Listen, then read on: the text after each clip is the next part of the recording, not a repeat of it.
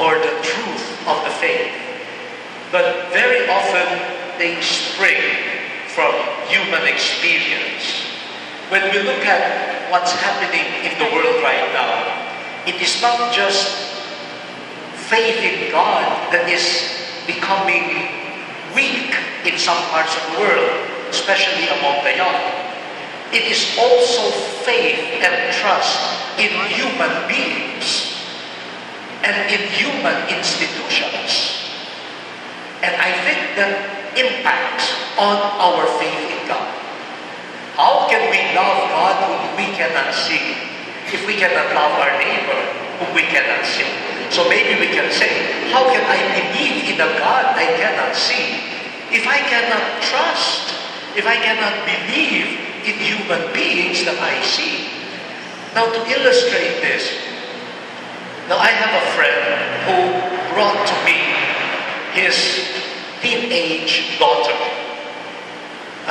He said, please talk to my daughter. She is rebellious. She does not listen to us. She does not go to church.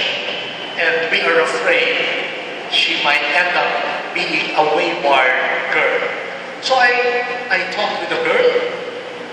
And when I raised the question, your father sees you as rebellious. What is happening to you? Look at her answer. She said, my father forbids me from smoking, but he is a chain smoker.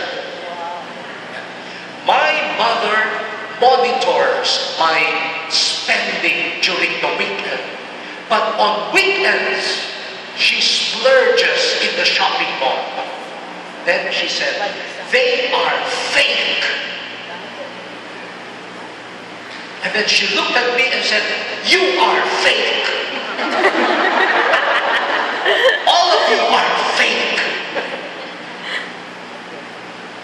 And then I realized she is not a rebel.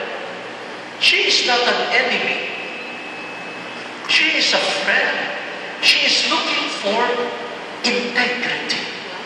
She is looking for consistency. She is looking for people whom she could trust. And because there are people, especially those around her, the most significant people, her parents, could not be believed in. No wonder her capacity to believe in anyone, even God, is affected. I think this is a part of the cynicism of the youth. The question goes back to the elders and our institutions, but also to the youth themselves. Are you good friends to one another?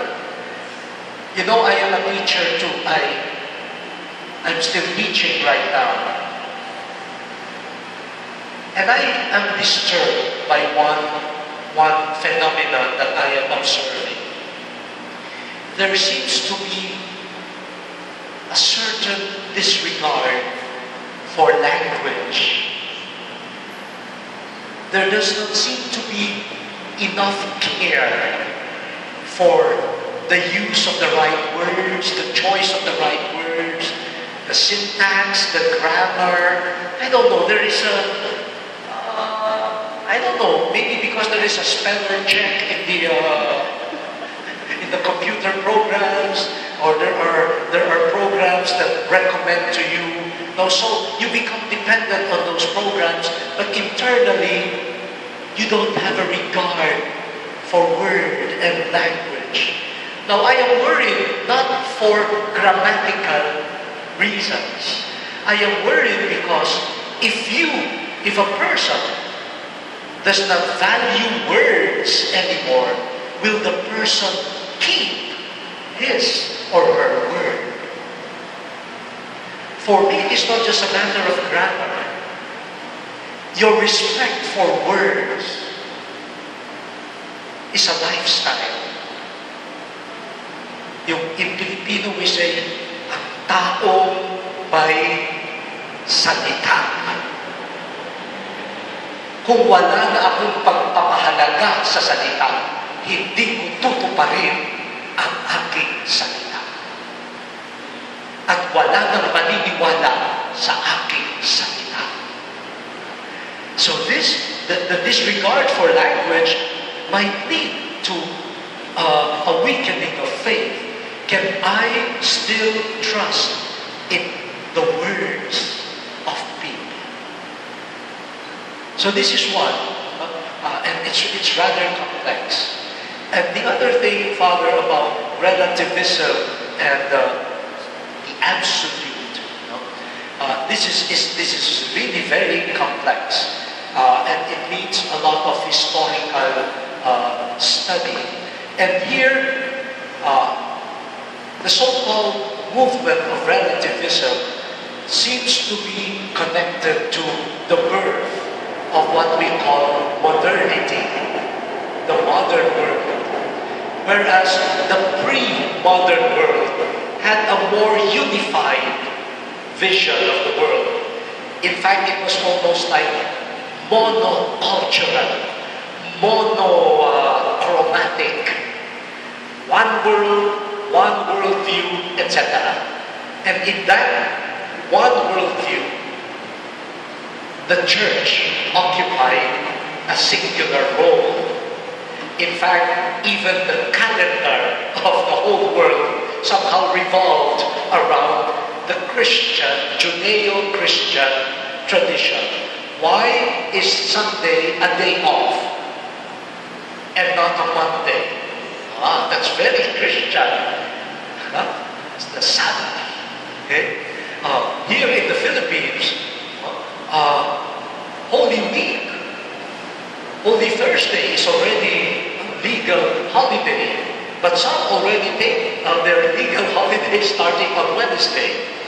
But when I went to the States, as USA, as a student, we had class on Holy Thursday. So I went to the dean. I said, Father, this is a Catholic university, and we have class on Holy Thursday? And he said, oh, my Chito, welcome to the United States. You are not in the Philippines anymore. And then I realized, And my first week in the States, I visited my relatives in Chicago. Going back to Washington, D.C., I missed my flight in the airport in Detroit. So I was bargaining with the lady at the counter.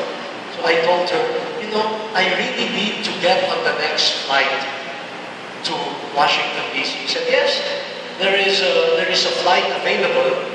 She looked at my ticket. She said, oh, you have to pay an additional amount. I said, why? I have a valid ticket. She said, yes, but there are restrictions. You missed your flight, original flight, you pay. I said, but it was not my fault. What? Just because of the traffic. He said, but it was not also our fault. It was not the fault of the airline. So I was bargaining, and then I used my last card. I said, I am a Roman Catholic priest. And she said, so what? So what? You pay. You pay. And I said, welcome to the US of A. Here in the Philippines, we're still a bit traditional in the sense that there is this one worldview where the church is very central. Now, with modernity came differentiation. Politics got separated as an autonomous realm. The economy became autonomous. Science became autonomous. And religion became just one of the many aspects of life. I think that is what gave birth to relativism. Now, there are many aspects of a truth. But we should, in a way, this is a challenge to the Christian faith. At the time when the faith is seen as just one aspect of a total life, then, as I said earlier, in the context of the university, we should be able to show that that faith really is not separate from sciences, from the arts, from the others. And then hopefully, without going back to the imperial age, we see that the faith can still provide wonderful insights for the growth of the other aspects of life.